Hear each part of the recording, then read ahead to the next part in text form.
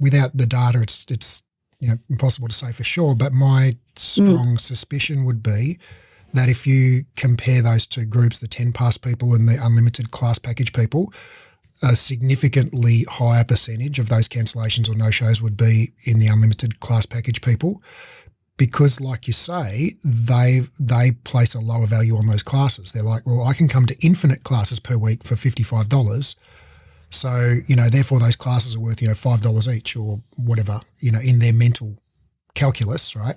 Whereas the 10 pass people have bought 10 classes for $200 or something like that. So those classes are worth $20 each to them. Right, so you've got two different groups of people with they're placing a different value on those, very different value on those classes. And the second thing is when you've got, we had the same problem even with people on a 4-class per week membership, because we had a policy where if you're on a 10 pass, you use your credit to book the class, and then if you no-show, you've forfeited your credit, right? So it's a $20 mistake, or $20 decision that you made, right? Yeah. And it's like, well, you have paid for that place. So in one sense, as the studio owner, I'm kind of okay with you no-showing because you're paying me, to hold an empty reformer for you. I'd probably prefer to give that to someone else, but at least, I think it's an exchange of value that's happened there.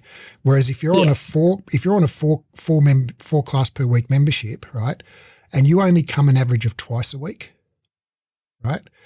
Well, if you miss one, it's no skin off your nose, even if I take your credit, right? Because you can just book another one. It's like you've lost literally nothing, right? And if you're on an unlimited membership, you literally have lost nothing because it's like, I'll just book another 5. I'll just book 10 classes, only come to the 3 that I feel like, right? But I know I've got all those spots, reserved. So you've created an incentive for those people to do that behaviour. Yes. Right? It's actually, that makes their life easier if they do it that way. So you've just got to just adjust things a little bit so that they're incentivised to play nice with others. So a couple of things that you could do, like number one, I would get rid of unlimited because that is going to be a stone around your neck very quickly. Like right now you've got lots of space in the studio, and so it's like, oh, if we give away unlimited classes, it doesn't cost us anything. Yeah, but in 3 months when you're packed to the rafters, okay, and you've got people on a 10 pass paying $20 a class waiting to get into the class and can't get in, and you've got these people on a $55 membership doing, $3 classes, and the class is full of them, right? And all of your classes are full and you're losing money. That's when you're going to be thinking like, maybe that wasn't such a great idea.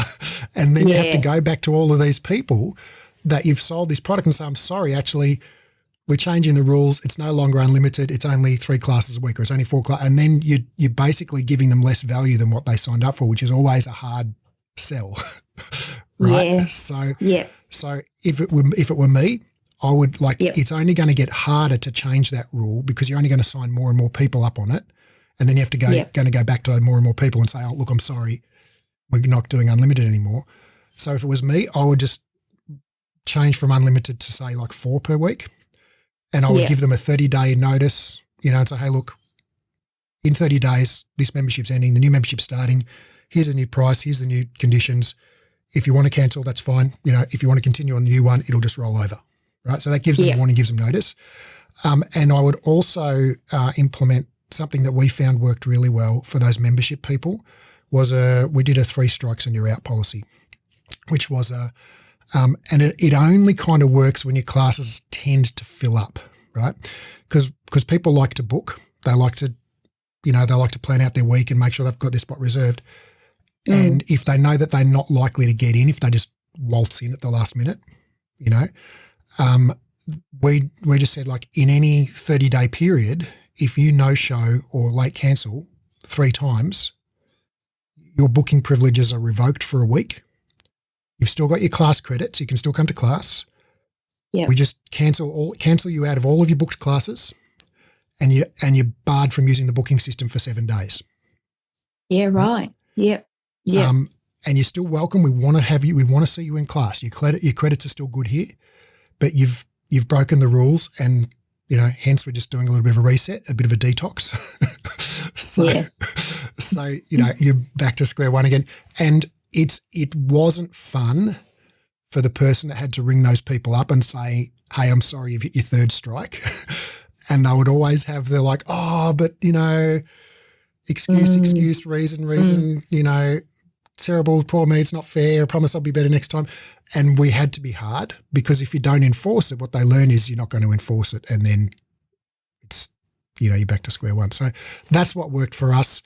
It certainly wasn't perfect, but I feel like it, once we tried a bunch of policies, and eventually when we implemented that one and consistently implemented it, we really minimised that as a problem. And once we trained people up, once we'd been running it for like a couple of months, and people knew that it's like, no, they weren't going to wriggle out of it.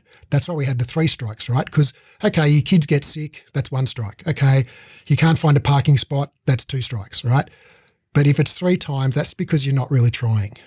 It's like, so we give people a couple of opportunities, and that was the give and take in the system. But then it's like, okay, by the time it's number 3, we were a hard line. We were a hard line on it. Yeah. And at first they tried it on and they were cranky about it. But after a couple of months, they knew it was the rule. And they were like, okay, yeah, I know. That's the rule. Okay, fair enough. Kind of like what Julie, said before. So they just kind of accepted it.